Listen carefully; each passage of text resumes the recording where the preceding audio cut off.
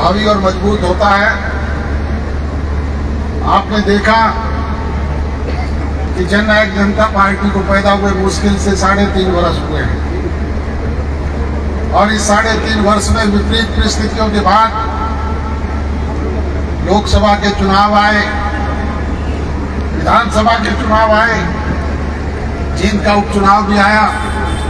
जहां 3 चुनाव लड़े। वहीं आपकी पार्टी ने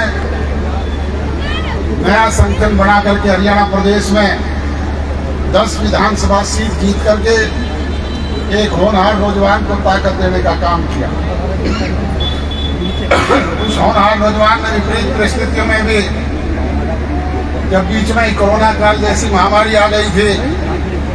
कभी किसान आंदोलन आ गया था, आपके बीच में अपने चुनाव घोषणा पत्र के जरिए जो वायदे किए थे, उन वायदों को कानूनी रूप से अमली जामा पहनाने का काम हरियाणा प्रदेश की विधानसभा में कानून बनवा करके किया। चाहे वो नौजवानों को 75% प्राइवेट सेक्टर में रोजगार दिलवाने का मामला था, और चाहे वो पंचायती राज संस्थानों में हमारी माताओं और बहनों को 50% की भागीदारी सुनिश्चित करने की बात थी, चाहे वो बैकवर्ड क्लासेस के लोगों को 8.5% पंचायती राज संस्थानों में भागीदारी दिलवाने का मामला था, और चाहे वो महिलाओं को 33% आरक्षण,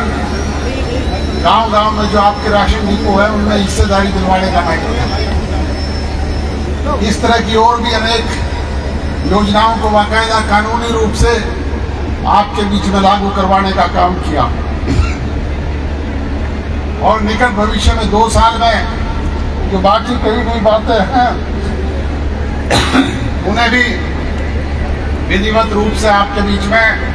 कानून बनवा करके लागू करने का काम करेंगे। जननायक जनता पार्टी चौधरी देवीलाल जी की नीतियों पर चलने वाली राजनीतिक दल है, और चौधरी देवीलाल ने जनता जनार्दन के समक्ष जो भी बात कभी कही उसे बाकायदा कानूनी रूप से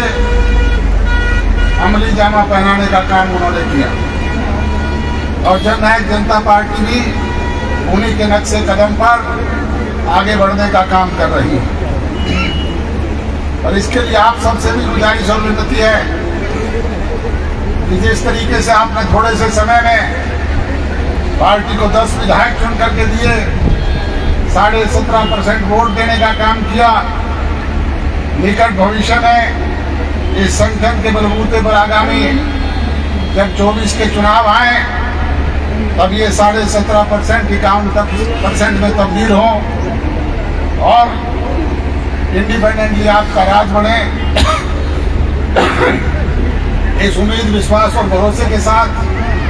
मैं आप सब लोगों का आभार व्यक्त करता हूँ, धन्यवाद व्यक्त करता हूँ, और आभारी हूँ भाई प्रवीण त्यागी जी का, जिन्होंने यहाँ आमंत्रित करके